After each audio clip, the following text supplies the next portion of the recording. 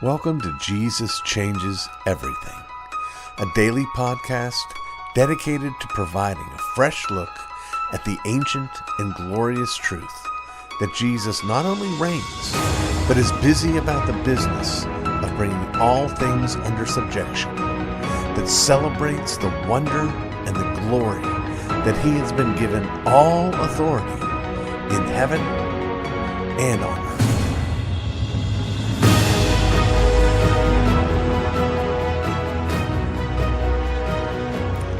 We are, I believe, still very much wrestling as a culture the meaning of the internet.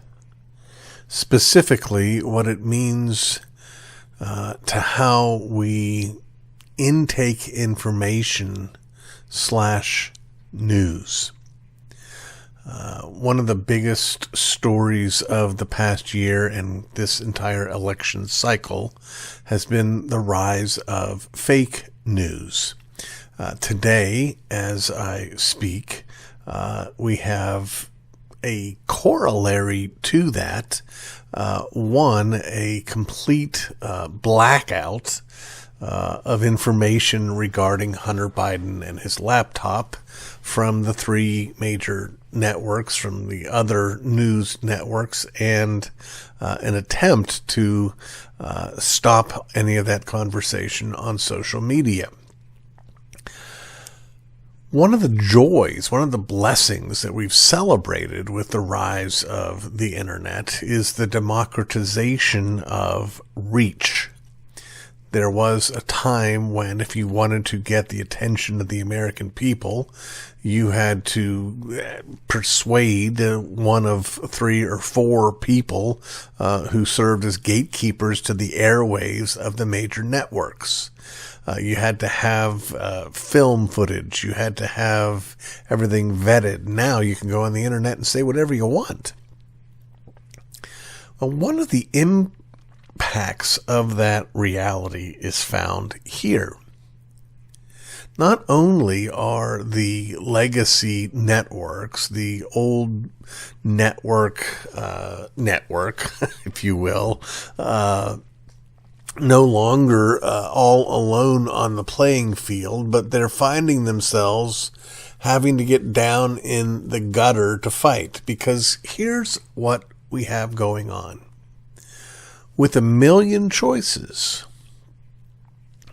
we have the rise of clickbait. We have the intense need to say that which is so shocking in order to get people's attention. And I raise again Hunter Biden's laptop as Exhibit A. Here's what I mean. Here's how this cycle has gone. We began with accusations against Donald Trump prior to the 2016 election that were ginned up by the Steele dossier and actually got perilously close to exposing the ones who actually made the accusation. This was the great fake news story of the last year or so that led to impeachment and all of that. Well, now comes the expose of Hunter Biden, the rather glaring and obvious fact that there's something wrong with him landing a job with a overseas business that is going to need favors from the United States while his father was the sitting vice president, and for which job he had no prior training or approval. That was bad enough. Now comes the computer. And the computer seems, anyway, again, I want to be slow and not be guilty of the thing that I'm talking against. I want to be slow to reach conclusions. But it seems to have evidence that Joe Biden was in the know about this and, in fact, was scheduled to receive payment from this same company. Now, that's shocking. That's scandalous. That's the kind of thing that would have made you once before say, stop the presses. Not to keep it out of the news, but to make sure you got it right before you put it in the news. But there's another part of the story that I find profoundly interesting. It's very easy for us to sit, those of us who are more conservative, to sit and fuss and squawk at our ideological opponents and point our fingers at them and say how terrible, how awful, and then excuse the same kind of behavior on our part. And I present as Exhibit A of this, Hunter Biden's laptop. Well, not actually Hunter Biden's laptop, but internet accounts of what was on or is on Hunter Biden's laptop. You see, it wasn't enough when the story dropped for us to actually see the email that referred to the big guy and a $10 million payoff to him. We're also told originally by many, many conservative online outlets that the laptop also contained thousands of images of child pornography, and some even saying that involved Hunter himself actively in it. You don't remember that? Well, that's because that part of the story fell off the radar, even among the conservative sites. And that got me thinking, why is that? I mean, that is, when I saw that, I was like, holy cow. You know, the bribes is standard fare, but this is big. And then it disappeared. And I thought, oh, it worked. This is clickbait. This is accusations that we have no way of knowing whether they're true or not. And the fact that they disappeared makes me profoundly doubtful. Now, could there be another cover-up? Of course. But I wonder why the people who were talking about these images are no longer talking about these images. And I wonder about, well, I'm watching living evidence of that aphorism that says that a lie is halfway across the world before the truth even has its shoes on.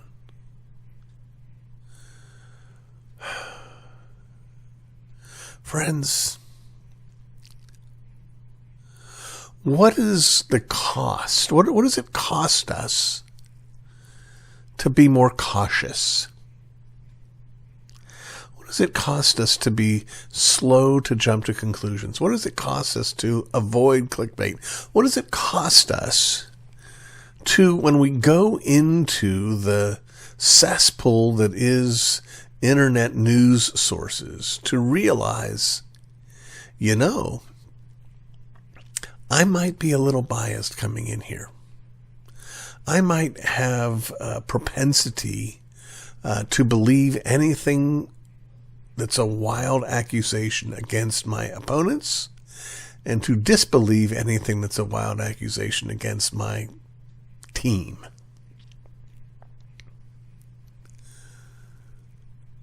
Our hearts are deceitful.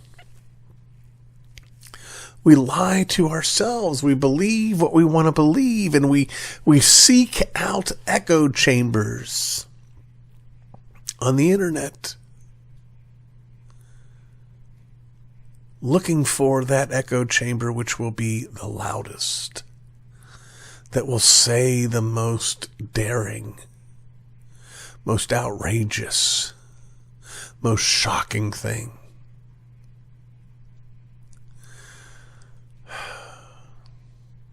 I don't know the first thing about Hunter Biden.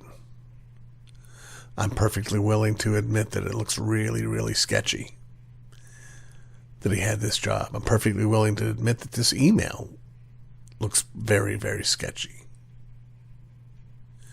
But I also think it looks profoundly sketchy that the people who were touting the news of the laptop in part because of the child porn, have suddenly got silent about the child porn. That says something about those who said it and about those who consumed it. Friends, we have an election coming up very soon. And I have no idea who's going to win. I do know that whoever wins, Jesus has decided it's in his hands, and that the one who sits in the White House will be a sinner, just like me. Except with this difference. Whoever sits in that seat will be a sinner with the power of the most powerful man in the world. And he will have opponents who will do anything to bring him down. The question is, what will Christians do? How will Christians respond? Will we be salt that's lost its savor? Or will we have a preserving influence on the culture? Will we demonstrate a higher standard for truth than those on the other side of the aisle and those on our side of the aisle who are desperately trying to get clicks and likes? Let me encourage you to be cautious about your news sources. Not just cautious in the sense of don't get your news from your ideological opponents, but cautious in this sense, don't get your news from people who don't have sufficient journalistic integrity to actually vet the things that they say, to actually verify before they publish. To paraphrase the Word of God, let's be slow to read, slow to believe, and quick to be slow.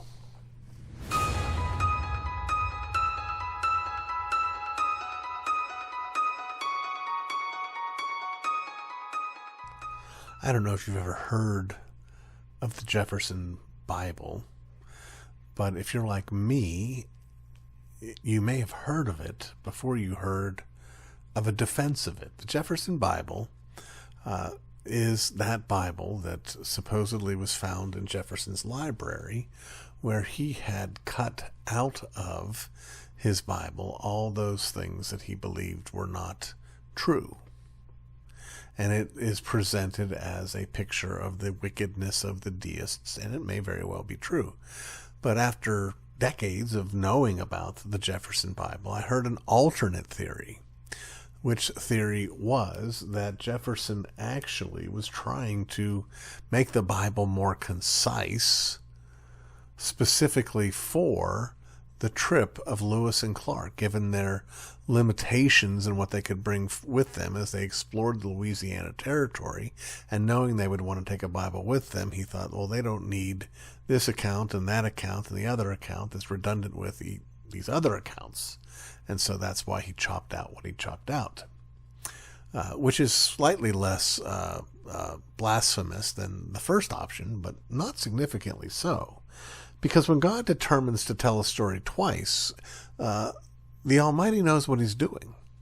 Now, I mention all this because we come to this week's Bible in 5 minutes, and we're looking at the first book of Chronicles. We have talked about briefly 1st and 2nd Samuel, 1st and 2nd Kings. Now we come to 1st Chronicles, which in many ways seems to repeat much of the same information that we have in 1 Samuel. So why is it there? Well, why are there 4 Gospels? Why are there 2 lists of the 10 Commandments? Well, God has his purposes, and those purposes include wanting us to learn things that we might have otherwise missed. Now, I have said all along in this series and other contexts as well, this lesson that I learned in seminary from Dr. Richard Pratt, that if we want to understand what a given text means to us, the first thing we need to learn is what did the original author seek to communicate to the original audience. From that point, there may be some adjustments or changes for differing circumstances, but that's where you start. And so it's valuable to check out, well, why or when was this written? What was the circumstance of the author? What was the circumstance of the readers? We do know that 1st and 2nd Chronicles come much later, and in fact, most scholars believe that 1st Chronicles as well as 2nd Chronicles. 1st Chronicles was written after the exile. If you remember when we got to the end of 2 Kings, we were seeing the complete collapse of this commonwealth that God had established. Everybody's been taken off into exile, and some have gone with the promise that they'll come back. And sure enough, they do come back. And the theory is, not necessarily demonstrable, but the theory is that it's possible that the author of 1st Chronicles was Ezra, one of the ones sent back in Ezra's context to rebuild the temple, while Nehemiah was called to rebuild the wall. So this is a returning, if this is the author, it's a returning exile. And that should tell us something about the intended goal of the writing. And I would suggest that what we find is really 2 goals. And it doesn't, it reflects a goal that goes all the way back to Genesis. You see, in the book of Genesis, we find it easy to forget that this was not written extemporaneously with when the events happened, but rather this is written by Moses and is being told by Moses to God's people while they're on their way to the promised land. And a huge part of what Moses' motivation is I want these people to have confidence in God, faith in God, that he's going to give them the promised land. Well, we have a similar thing here in the post-exilic community where Ezra, if it is Ezra, is trying to tell the people that God's promises are going to come true. This is a book about past promises designed to have people who live on the other side of the promises believe that the future promises will come to pass. That is the principal goal. Secondary, related to it, is the very reason why they might doubt those promises is because of the exile. So God is communicating 2 things. 1, I want you to see that I was with David. I was with Solomon. I brought these glory days. But I also want you to see what happened. I want you to see how badly your forefathers fell away so that you'll understand that the exile that you were on was not an accident. It was part of my plan. And now it's my plan and my pleasure and my delight to reestablish you in this land so that you will not lose heart, so that you will keep the faith. So that's why the stories of David and Solomon are repeated for us in 1st Chronicles. We see the faithfulness of God. We see the seeds being set, and we'll see more of this in 2nd Chronicles, for the destruction that would come. So remember that as you read through this book, as you think about this book. And we'll look a little bit further along these same lines next week when we get to 2nd Chronicles.